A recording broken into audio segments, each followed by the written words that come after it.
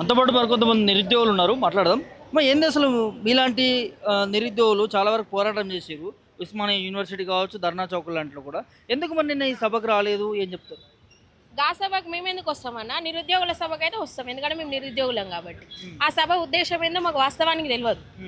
అసలు ఆ సభ ఉందని కూడా ఆ సభ దేనికి చేస్తున్నారో తెలియదు. వాస్తవానికి ఉద్దేశం తెలిసి ఉంటే ఆలోచించేటోళ్ళం పోవాలన్నా వద్దా అని. ఆ సభ కాంగ్రెస్ పార్టీ పెట్టినా బీజేపీ పార్టీ పెట్టినా ఆలోచించేటోళ్ళం. కానీ ఆ ఉద్దేశం తెలవట్లే మాకు. ఎంతసేపటికి తెలంగాణ రాష్ట్రంలో ఏం జరుగుతూ ఉందంటే ప్రతిపక్షం అధికారం కొట్టుకుంటా ఉంది, మేమేమో పావులం అయిపోయినాం. చదరంగంలో పైకి పోవుడు కిందికి దోసుడు మమ్మల్ని. ఇందులోనే ఇంకా అవసరం ఉన్నోళ్ళు అవసరం ఉన్నంత ఇది చేసుకుంటున్నారు, వాళ్ళకి కావాల్సినటువంటి ఇమేజ్ను పొందుతున్నారు. అది వేరే విషయం. అది ఎంతసేపటి ఉంటుంది అనేది, ఎంతసేపు పాల మీద పొంగి ఎంతసేపు ఉంటుంది, గంటసేపే ఉంటుంది. విషయం ఏంటంటే రాష్ట్రంలో ప్రజా దృష్టిని ఆకర్షించేటువంటి అంత పెద్ద సభ జరిగినప్పుడు దాని ముఖ్య ఉద్దేశం ఏంటో ప్రతిపాదించాల్సినటువంటి అవసరం ఉంటుంది. అంత నాలెడ్జ్ లేకుండా సభ పెట్టడం అనేది అసలు ఊహించలేము, దాన్ని మాట్లాడలేము. ప్రస్తావించారు కదా, ఎక్కడ అంశాలు ఎవరు ఏం ప్రస్తావించారన్నా? ఒక అభ్యర్థి లేచి ఆ అభ్యర్థి నేనేం చెప్తా, నిరుద్యోగులకు బాసటిస్తున్నా అని చెప్పాలి. అన్న కేటీఆర్ అన్న నీకు బాసటిస్తున్నా, ఎవరు బాసటిస్తున్నారు? ఎవరికి బాసట అవసరం? నిరుద్యోగులకు బాసట అవసరం. రాజకీయ నాయకులకు ఎందుకన్నా బాసట? ఇవాళ ఓడిపోతే రేపు గెలుస్తారు, రేపు ఇది ఓడిపోతే ఇంకో నెక్స్ట్ టైం గెలుస్తారు. వాళ్ళకేమవసరం భరోసా? ఏమవసరం? కేటీఆర్ సభాముఖంగా నిరుద్యోగులకు ఇచ్చిన భరోసా ఏంటిది? ఇది ముఖ్య ఉద్దేశం. ఏం భరోసా ఇచ్చిండు? మా వైపు నుంచి 17 పేపర్లు లీకేజ్ అయినాయి, మేము కొంతవరకు తప్పు చేసినామంటే కొంతవరకు కాదు, చాలా పెద్ద తప్పు చేసిరు. మరి ఎందుకు క్షమాపణ చెప్పలేవు? ఆ సభాముఖంగా చెప్పాల్సిన అవసరం కేటీఆర్ది, ఒక బాధ్యత. ఏమని చెప్పాలి?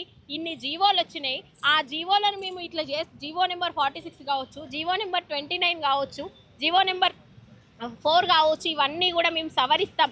ఖచ్చితంగా వాటిని మేము ముందుకు తీసుకుపోతాం. నిరుద్యోగులకు మేము అధికారంలోకి వస్తే ఇన్ని పోస్టులు వేస్తాం. ఇప్పుడు జరుగుతున్నటువంటిది ఇది. అప్పుడు అట్లా జరిగింది, ఎందుకు జరిగింది, కారణం ఏంటిది? ఇంతవరకు అసలు పేపర్ లీకేజ్ జరిగింది, దాని మీద విచారణ అన్నారు, ఎంక్వైరీ అన్నారు, అది ఎడిపోయిందో తెలియదు. రేవంత్ రెడ్డి వచ్చినాక నేను టీగ తాగుతా డొంకంతా కదులుతుంది అన్నాడు, పోయి ఆడ కూర్చున్నారు రేవంత్ రెడ్డి.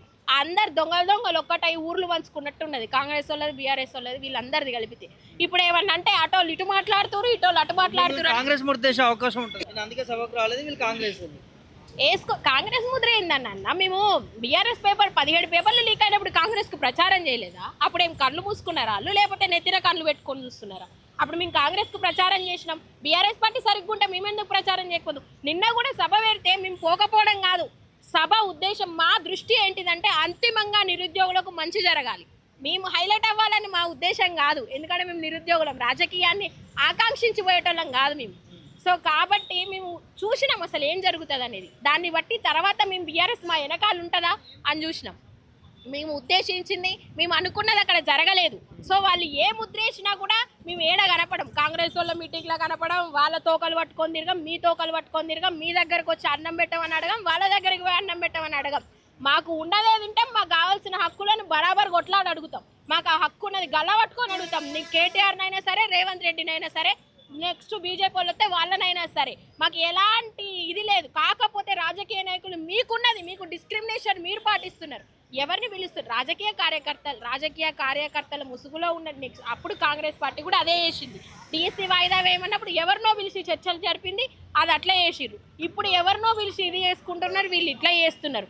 అదంతా అసలు అదొక సభ, మళ్ళీ దానికి మేము ఫీల్ అవ్వడం, వీళ్ళు కాంగ్రెస్ వాళ్ళు అనడం, మళ్ళీ దానికి మేము ఫీల్ అవ్వడం. మీరు కొట్లాడుకొని జావుర్రా నాయన, వాడు నీ గల్ల పట్టుకో, నువ్వు పోయి వాడి గల్ల పట్టుకో, ఆ రోడ్డు మీద పంజాగుట్ట చౌరస్తాలో పట్టుకొని జావుర్రి.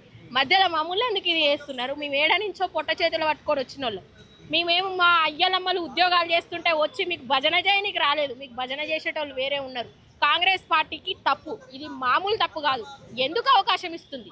వేరే వాళ్ళకి అవకాశం ఎందుకు ఇస్తుందన్నా? నిన్ను గెలిపించినప్పుడు నీకు నోటిఫికేషన్ వేయాలన్న ధ్యాస లేదా?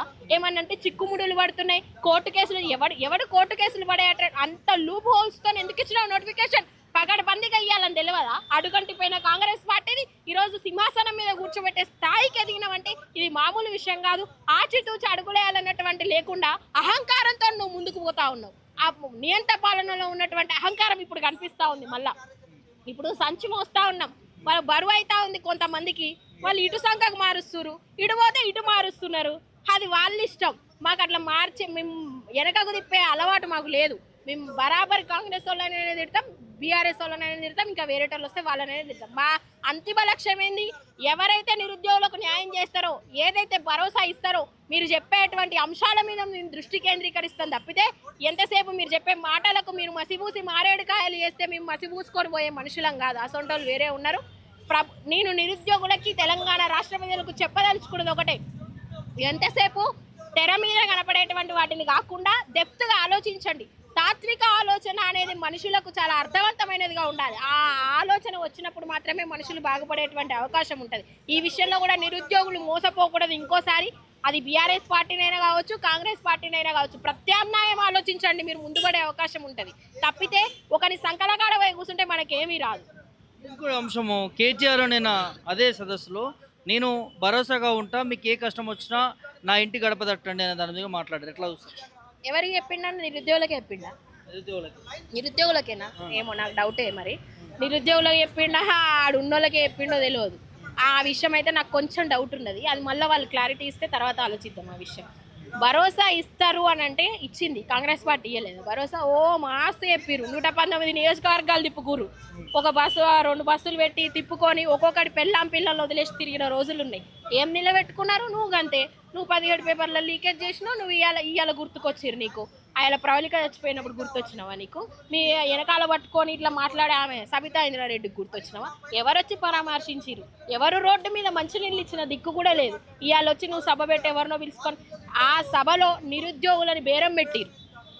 సింగిల్ స్టేట్మెంట్, నిరుద్యోగులను బేరం పెట్టిరు.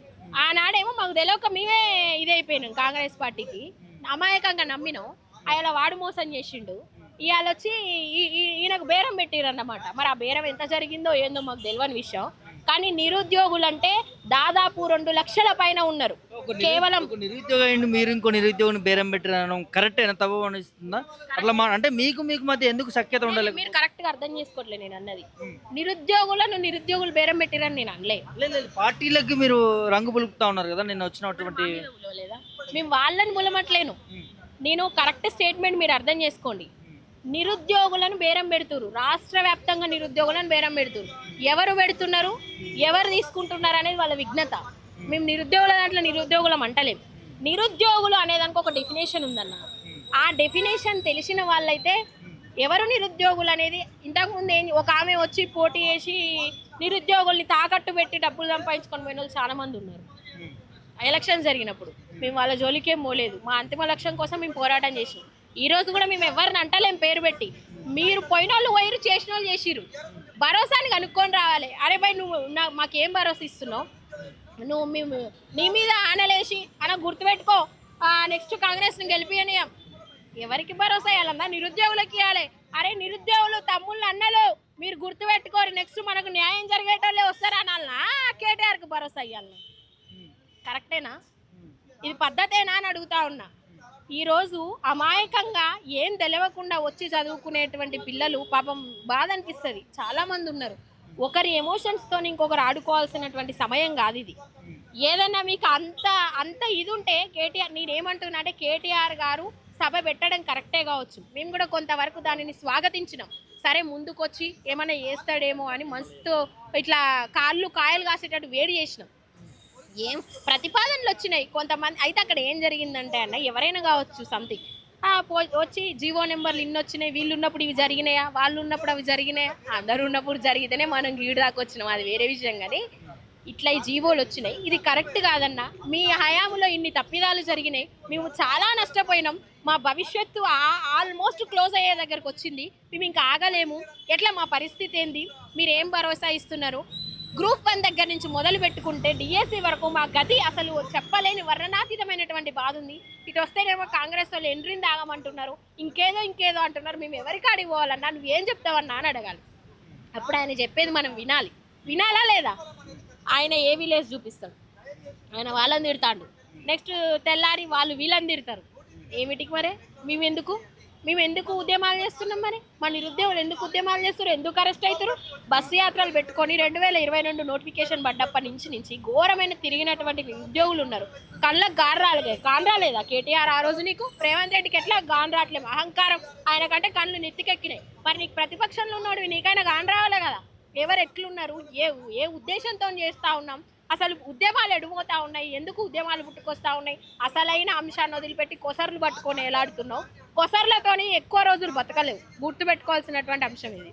అందుకే మేము పోలేదన్నా. నువ్వు సబబే కాదా అంటే బరాబర్ సబబే అంటున్నావు. నువ్వు ఎక్కడ నిరుద్యోగ అభిప్రాయ సేకరణ చేసినావు? నేను నిరుద్యోగిని, నేను చెప్పిన కేటీఆర్ సభ ఎందుకు జరుగుతుందో నాకు తెలుసా, అక్కడ ఉన్న నిరుద్యోగులు తెలుసా, వాళ్ళకు తెలుసా? రాష్ట్ర వ్యాప్తంగా 33 జిల్లాలల్లో 2-3 లక్షలకు పైగా నిరుద్యోగులు ఉన్నారు, వాళ్ళకి తెలుసా? ఎవరికి చెప్పకుండా ఎవరు ఎక్కడ చేస్తున్నారు? అది కాదు కదా, సేకరణ చేయి. నువ్వు లైబ్రరీలకు పో, రాష్ట్ర వ్యాప్తంగా 33 జిల్లాలలో పెట్టుకొని మీ వాళ్ళని సేకరణ చేయి. ఎవరి ఉద్దేశం ఏందన్నది తెలుసు. అప్పుడు నువ్వు సభ పెట్టి అక్కడ చదువు అవన్నీ. ఎందుకు చేయలేదు అట్లా? సభ ఏదో పెట్టినావు, నువ్వు వాడిని తిట్టినావు, వాడిని తిట్టిండు, కొంతమంది మాట్లాడిరు, కొన్ని చెప్పిరు, చెప్పిన వాటిని తలూపినావు, వాళ్ళతో ముద్దుగా మాట్లాడినావు, వెళ్ళిపోయినావు.